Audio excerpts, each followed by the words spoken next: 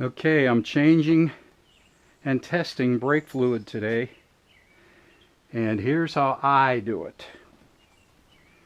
I bought this brake fluid tester. This tests for how much moisture the alcohol-based brake fluid absorbs from the air.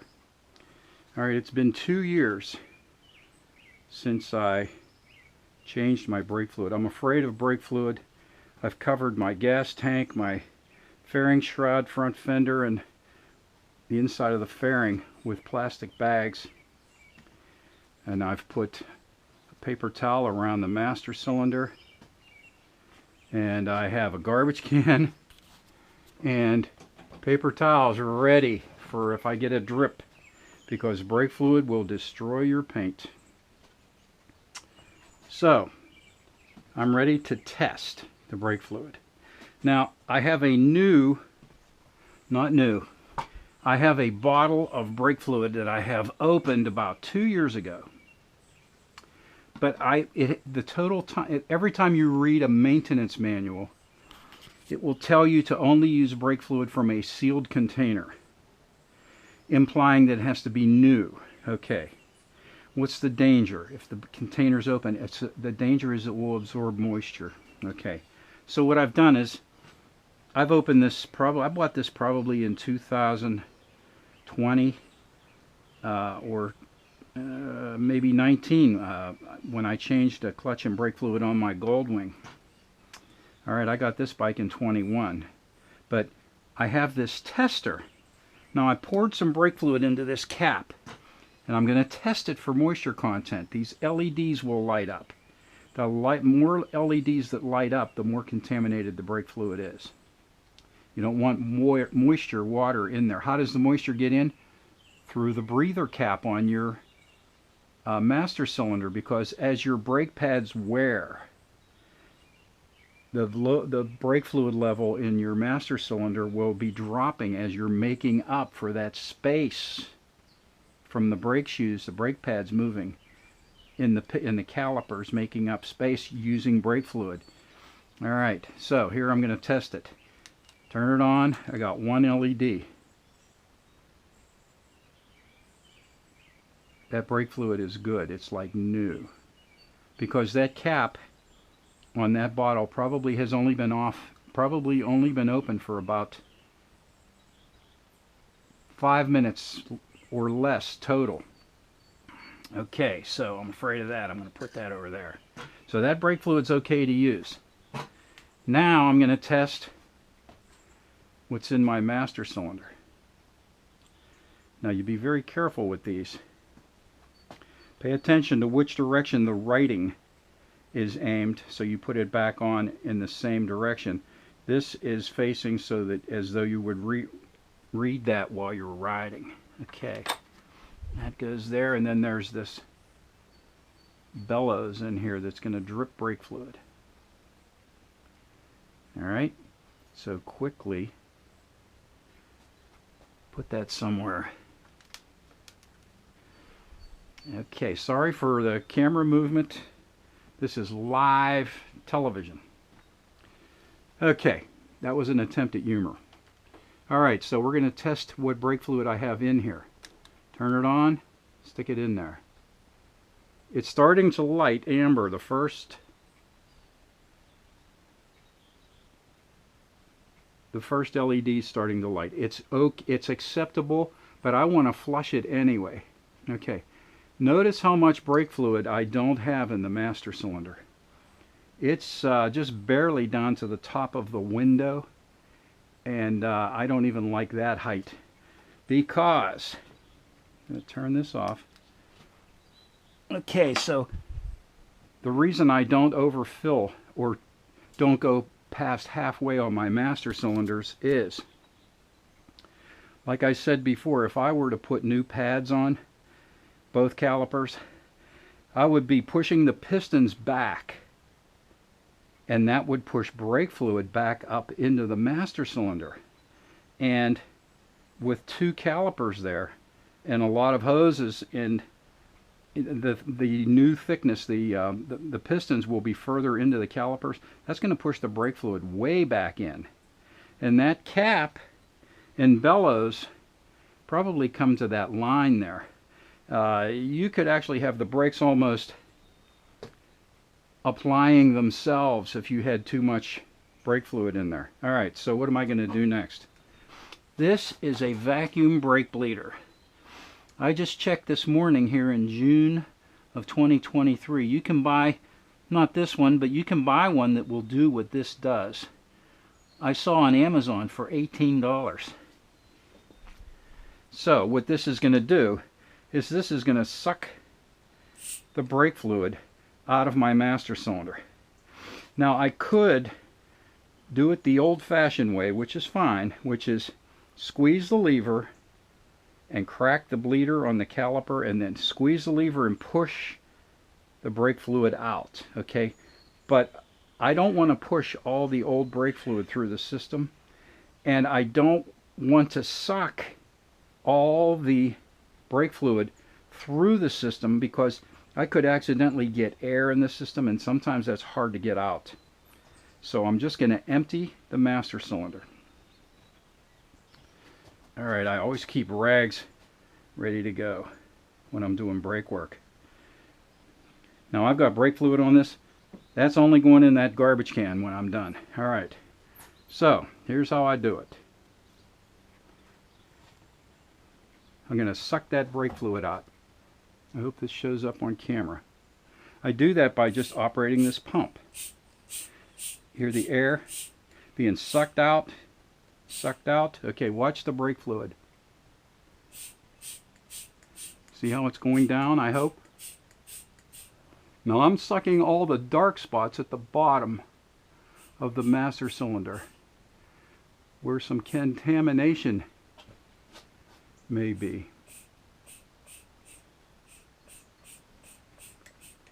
Okay, and that's going into my catch can here. It's part of the system.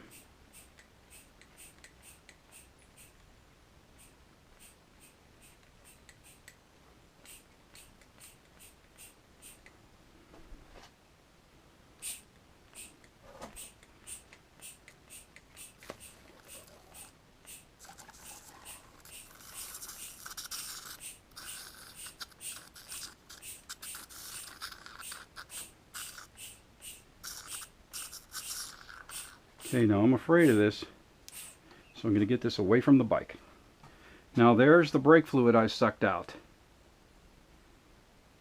Okay, that doesn't suck the air from the top. That sucks the air from the bottom. Through this hose it goes down a snorkel. Because if it didn't go down below the surface of what you're trying to get in there, it would just suck the air. See where the bubbles are coming in? I guess it would draw that out of the master cylinder, but that's how it's done. Alright? Now I've had this is a pretty good one. This was about $80. I had one of these before, and it had a lifetime guarantee. I bought it at AutoZone. I think it was about $25 or $30, and it went bad. So I went back to AutoZone and said, my lifetime guarantee vacuum pump went bad. So they didn't have one of the cheap ones. They gave me one of the better ones. So I made out like a politician on that one. All right. So now I'm going to absorb anything that's left in the master cylinder, which ain't much. Get rid of that. Don't never touch that again. All right, now I'm going to fill the master cylinder with fresh brake fluid, and I hope I don't shake too much, because this makes me nervous working with this brake fluid. I have all my paint stuff covered, but you got to be real careful.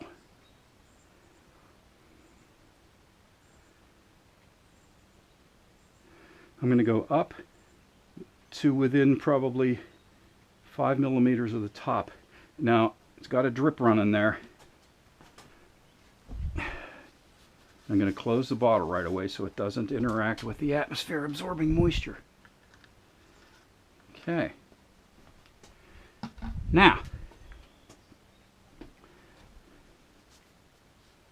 just in case. All right. Now, I'm not going to touch the handlebars. If I were to squeeze this brake lever right now, that would make a little jet of brake fluid come up in the air, and it could come out of the master cylinder. I have seen that. So I'm not going to touch that. And I'm not going to jiggle the front wheel because it could spill out. All right, so what's next? Now it's time to do the caliper. To suck the brake fluid out of the caliper, just like I did on the, come on, honey.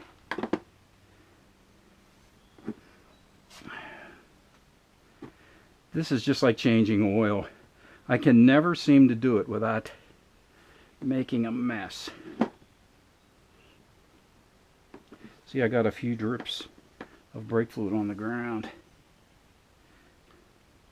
The way I get rid of this brake fluid is I put it in I have a 5-gallon oil jug that I take to the auto parts store, and they take my old oil.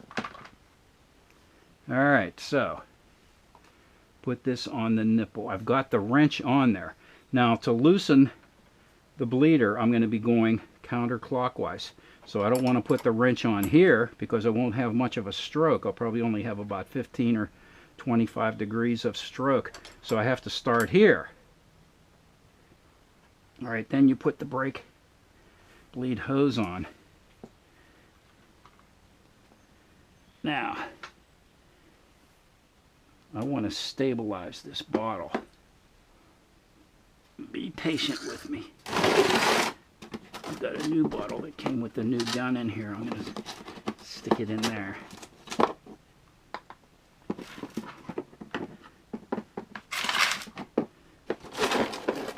Maybe.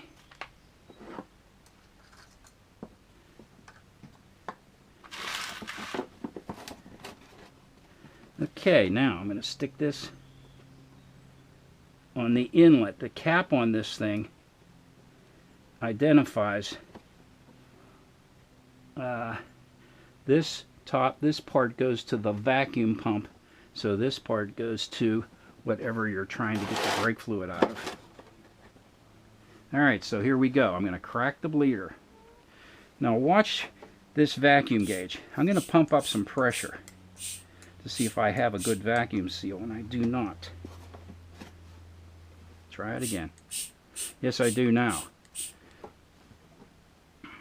See, I'm up to about 12 microns, and it's holding a vacuum. That's not important.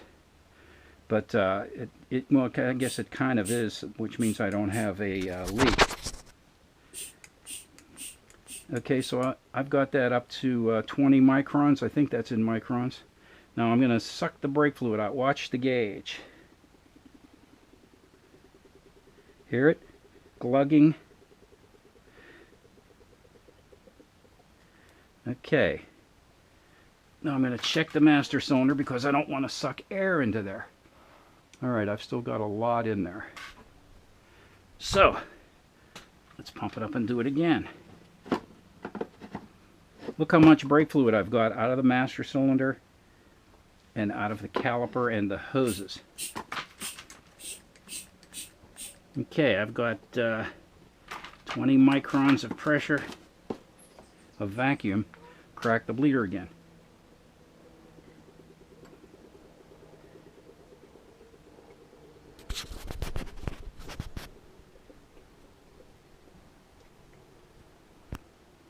If I was using a clear hose, this one, I would be able to see if I was getting air out of the system. Okay, check the master cylinder.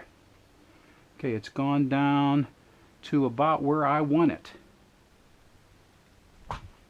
And I'm done. I've changed the brake fluid. I got this bottle halfway filled. I'd say that's probably 2.5 or 3 ounces of brake fluid. So carefully remove this.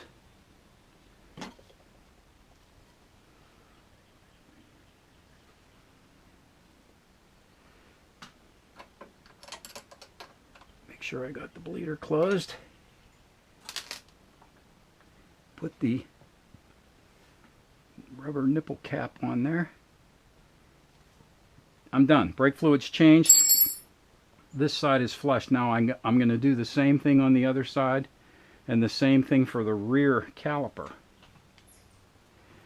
Now I took these things off. I'm going to put them back on in the order I took them off.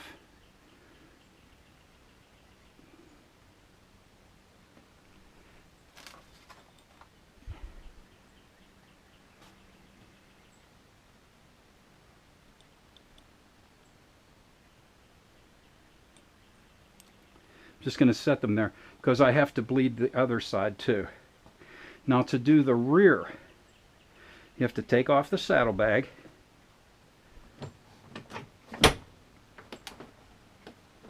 I'm not going to do that now. Of course I have it locked. There are 4 screws holding the saddlebag on.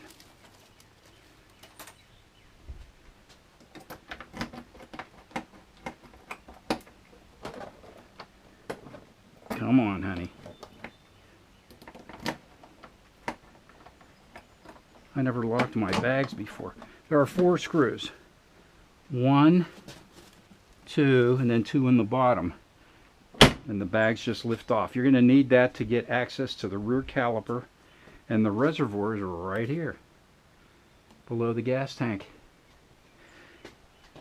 And same thing. Suck the old brake fluid out. Fill it with clean brake fluid so you're not sending old brake fluid through the system. Bleed the caliper. Make sure you still have at least halfway filled on your master cylinder, and you're done. Nothing to it. Now if you just want to do it, if you don't want to go and